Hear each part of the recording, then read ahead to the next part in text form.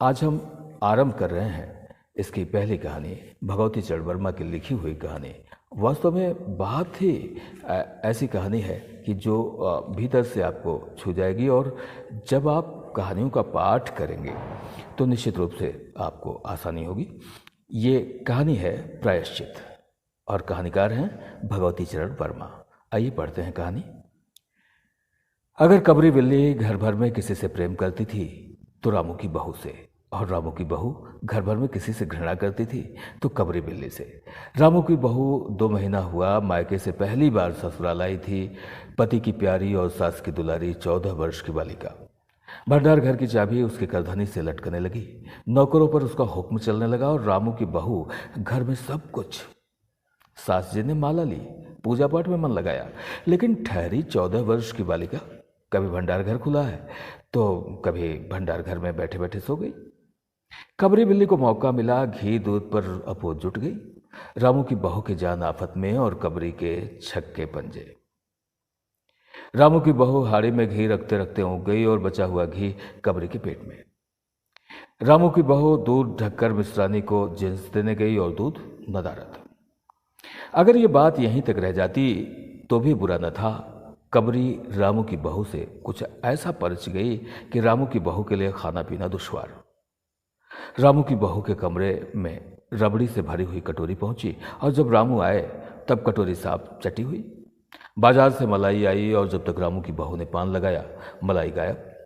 रामू की बहू ने तय कर लिया कि या तो वही घर में रहेगी या कबरी बिल्ली ही।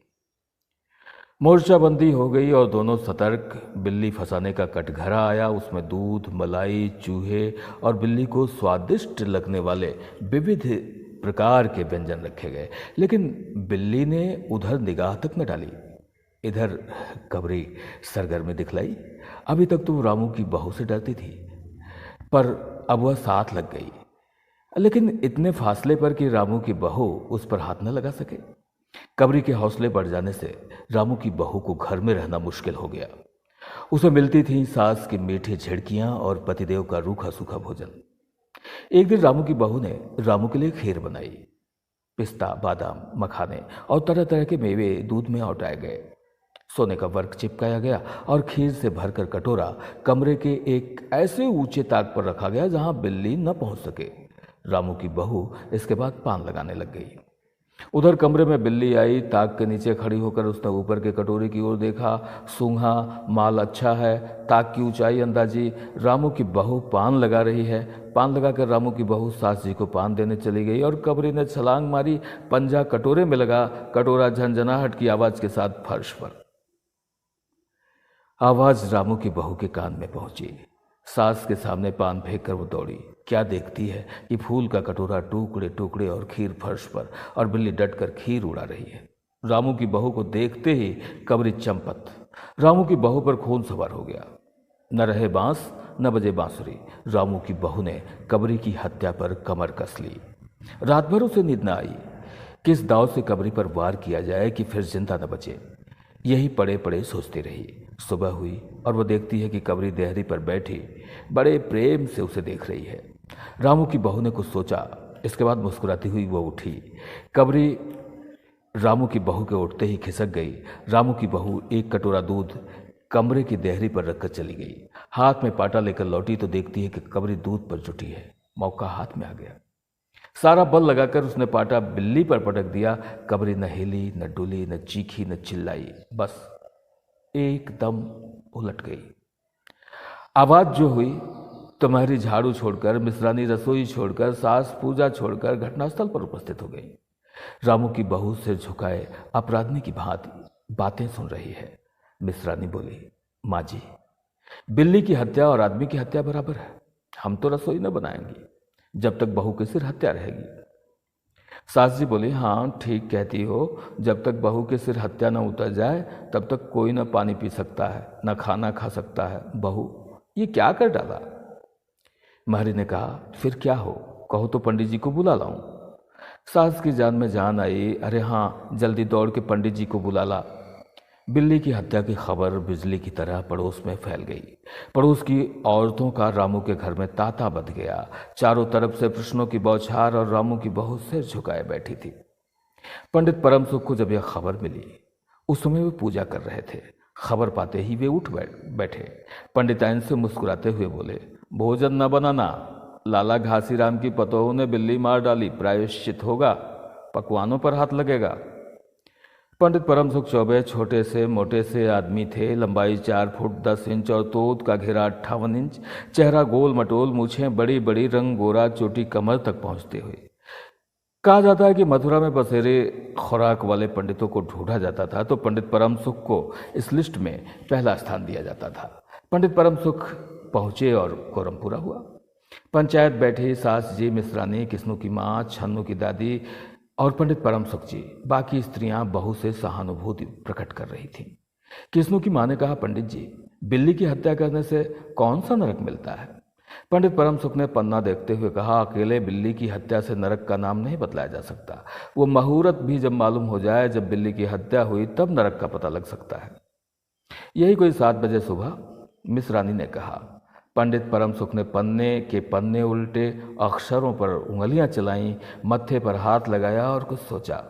चेहरे पर धुंधलापन आया, माथे पर बल पड़े, नाक कुछ सिकुड़ी, स्वर गंभीर हो गया। हरे कृष्ण, बड़ा बुरा हुआ। प्रातःकाल ब्रह्म मुहूर्त में बिल्ली की हत्या, कुंभी पाक नरक का विधान। रामू की माँ, यह तो बड़ा बुरा हुआ। रामू की माँ की आंखों में आंसू आ गए। तो फिर पंडित जी, अब क्या होगा, आप ही बतलावें।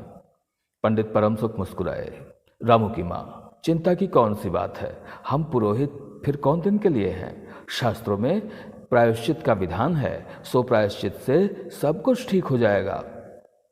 रामू की माँ ने कहा, पंडित जी, इसीलिए तो आपको बुलवाया था। अब आगे बताओ कि क्या किया जाए।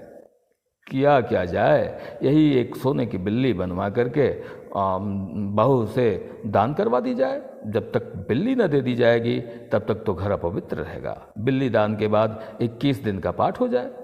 छन्नू की दादी, हाँ और क्या, पंडित जी ठीक तो कहते हैं, बिल्ली अभी दान दे दी जाए और पाठ फिर हो जाए। रामू की माँ ने कहा, तो पंडित जी कितने तोले की बिल्ली बनवाई जाए? पंडित परम सुख मुस्कुराए। अपनी तोत पर हाथ फेरते हुए उन्होंने कहा, बिल्ली कितने तोले की बनवाई जाए? अरे रामू की माँ, शास्त्रों में तो कहा है कि बिल्ली के वजन भर सोने की बिल्ली बनवाई जाए, लेकिन अब कलयुग आ गया है, धर्म कर्म का नाश हो रहा है, श्रद्धा नहीं रही। सो रामू की माँ, बिल्ली के तौल भर की बिल्ली तो क्या बनेगी, लेकिन बिल्ली 21 से कम की क्या होगी? कम से कम 21 तोले की बिल्ली बनवा कर दान करवा दो, और आगे तो अपनी अपनी श्रद्धा। रामू की माँ ने आंखें फाड़कर पंडित परम सुख को देखा। अरे बाप रे, 21 तोला सोना! पंडित जी, यह तो बहुत है, तोला भर की बिल्ली से काम न निकलेगा। पंडित परम सुख हंस पड़े। रामू की माँ, 1 तोला सोने की बिल्ली? रुपए का लोभ बहू से बढ़ गया। बहू के सिर पर बड़ा पाप है, इसमें इतना लोभ ठीक नहीं। मोल तोल शुरू हुआ, मामला 11 तोले की बिल्ली पर ठीक हो गया। इसके बाद पूजा पाठ की बात आई। पंडित परम सुख ने कहा, उसमें क्या मुश्किल है, हम लोग किस दिन के लिए हैं? रामू की माँ, मैं पाठ कर दिया करूंगा, पूजा की सामग्री आप हमारे घर भिजवा देना। पूजा का सामान कितना लगेगा? अरे कम से कम सामान में हम पूजा कर देंगे। दान के लिए करीब 10 मन गेहूं, 1 मन चावल, 1 मन दाल, मन भर तिल, 5 मन जौ और 5 मन चना, 4 पसेरी घी और मन भर नमक भी लगेगा। बस इतने में काम चल जाएगा। अरे बाप रे, इतना सामान पंडित जी, इसमें तो 100-150 रुपया खर्च हो जाएगा। रामू की माँ ने रुआसी होकर कहा, फिर इससे कम में काम न चलेगा। बिल्ली की हत्या कितना बड़ा पाप है रामू की माँ। खर्च को देखते वक्त पहले बहू के पाप को तो देख लो। ये तो प्रायश्चित है, कोई हंसी खेल थोड़ी है। और जैसी जिसकी मर्यादा प्रायश्चित में, उसे वैसा खर्च करना पड़ता है। आप लोग कोई ऐसे वैसे थोड़े हैं। अरे 100-150 रुपया आप लोगों के हाथ का मैल है। पंडित परम सुख की बात से पंच प्रभावित हुए। किस्नू की माँ ने कहा, पंडित जी ठीक कहते हैं, बिल्ली की हत्या कोई ऐसा वैसा पाप तो है नहीं, बड़े पाप के लिए बड़ा खर्च भी चाहिए। छन्नू की दादी ने कहा, हाँ नहीं तो क्या, दान पुण्य से ही पाप करते हैं, दान पुण्य में किफायत ठीक नहीं। बिजरानी ने कहा, और माँ जी, आप लोग बड़े आदमी ठहरे, इतना खर्च कौन आप लोगों को अखरेगा। रामू की माँ ने अपने चारों ओर देखा। सभी पंच पंडित जी के साथ पंडित परम सुख जी मुस्कुरा रहे थे। उन्होंने कहा, रामू की माँ, एक तरफ तो बहू के लिए कुंभी पाक नरक है और दूसरी तुम्हारे जिम्मे थोड़ा सा खर्च है, सो इससे मुंह न मोड़ो। एक ठंडी सांस लेते हुए रामू की माँ ने कहा, अब तो जो नाच नचाओगे नाचना ही पड़ेगा। पंडित परम सुख जरा कुछ बिगड़ कर बोले, रामू की माँ, यह तो खुशी की बात है कि अगर तुम्हें अखरता है तो न करो, मैं चला। इतना कहकर पंडित जी ने पोथी पत्रा बटोरा। बिगड़ो ना मिश्रानी, धनु की दादी और किस्नू की माँ ने एक स्वर में कहा। रामू की माँ ने पंडित जी के पैर पकड़े। पंडित जी ने अब जमकर आसन जमाया। 21 दिन के पाठ के लिए 21 रुपए और 21 दिन तक दोनों वक्त 5-5 ब्राह्मणों को भोजन करवाना पड़ेगा। कुछ रुककर पंडित परम सुख ने कहा, सो इसकी चिंता न करो, मैं अकेले दोनों समय भोजन कर लूंगा और मेरे अकेले भोजन करने से 5 ब्राह्मण के भोजन का फल मिल जाएगा। ये तो पंडित जी ठीक कहते हैं, पंडित जी की तोंत तो देखो। मिश्रानी ने मुस्कुराते हुए पंडित जी पर व्यंग किया। अच्छा तो फिर प्रायश्चित का प्रबंध करवाओ। रामू की माँ, 11 तोला सोना निकालो, मैं उसके बिल्ली बनवा लाऊं, 2 घंटे में बनवा कर लौटूंगा। तब तक सब पूजा का प्रबंध कर रखो। और देखो, पूजा के लिए। पंडित जी की बात खत्म भी न हुई थी कि महरी हाफती हुई कमरे में घुस आई और सब लोग चौंक उठे। रामू की माँ ने घबराकर कहा, अरे क्या हुआ अरी? महरी ने लड़खड़ाते स्वर में कहा, माँ जी, बिल्ली तो उठकर भाग गई। आज इतना ही।